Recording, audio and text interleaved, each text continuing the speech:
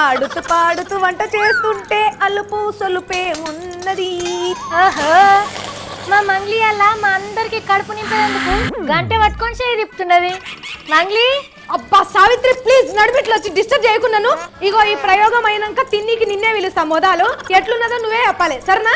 ఇంతకు ఏం ప్రయోగాలు తల్లి? 3 గంటల్లో 30 రకాల వంటలు వండుడు ఎట్లా అనే ప్రయోగం చేస్తున్నా. చేతాడు బొక్కెనే లేనామే చెంచతోని నీళ్ళు చెబుతా అన్నదట నీ లెక్కనే. అరే ఎందుకు అట్లా అంటున్నావు అమ్మా? నేను చేసిన ప్రయోగం చూసినాక ఆ మాట మాట్లాడు నువ్వు. చెప్పు మరి. ముందు గ్యాస్ లేకుండా పొయ్యి వెలిగించడం ఎలా? గ్యాస్ లేకుండా పొయ్యి వెలిగించడం ఎట్లనా? ఎండకు పెంక పెట్టి చేస్తావా ఏంటి? అరే దీనికి ఎంత షాక్ అవుతున్నా సావిత్రి. ఇంకా నేను ప్రయోగం వంట చేస్తే ఏమంటావో. ఇంకా నూనె లేకుండా ఈ నీళ్ళతోటి ఫ్రై చేసుకున్నాడు ఎలా? డాల్డా నెయ్యితోని చేసుకోవచ్చేమో.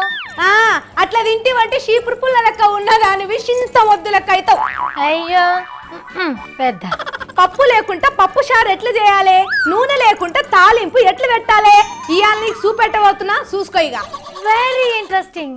వావ్, ఇంతవరకు నేను ఇటువంటి ప్రయోగాన్ని వినలేదు చూడలేదు.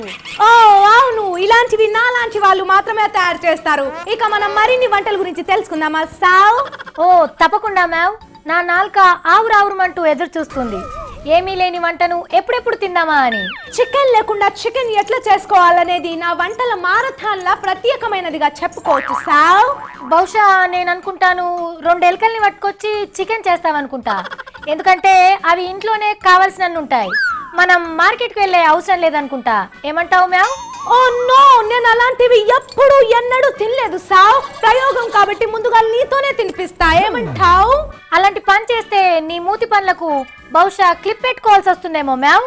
ఓ అమ్మా ఇక చాలించు నీ ఇంగ్లీష్ డబ్బింగ్ భాష. సరే చెప్పు. పిండి లేకుండా అప్పాలు చేసుకున్నాడు ఎట్లా? ఉప్పు కారం లేకుండా మసాలా లేకుండా వంట చేసుకున్నాడు ఎట్లా? మరి గియన్ని నువ్వెందుకు చెప్పుడు? మంతెన సత్యనారాయణ అసుంటి మహానుభావులు ఎన్నడో చెప్పున్నారు. వారు చెప్పేది ఖరీదైన తిండి గురించి అమ్మా, నేను చెప్పేది కడుపు మండిన తిండి గురించి. కడుపు మండిన తిండా అంటే ఏంటన్నట్టు? మార్కెట్ లో బగ్గుమంటున్న ధరలను చూసే మధ్యతరగతి కుటుంబాల కోసం చేస్తున్న ఈ ప్రయోగం అంతా. ఓహో, నీ పెంట వంటలెనక దాగున్న లోక కళ్యాణం ముచ్చట గిదా? ఇదే సావిత్రి. పప్పు 200, నూనె 120, కాయగూరలు 200 ఉంటే గిసుంటి ఎన్నని కొంటాం ఎన్నని తింటాం చెప్పు? నువ్వు గ్రేటో గ్రేట్ మంగ్లీ. ధరలు పెరుగుతున్నాయని జెండాలు పట్టుకొని ధర్నా చేయకుండా ఉన్నాడితోనే ఎట్లా చేసుకుని తిని బతకాలే అని చెప్పినావు చూడు. నువ్వు తోపులకే తోపు మంగ్లీ.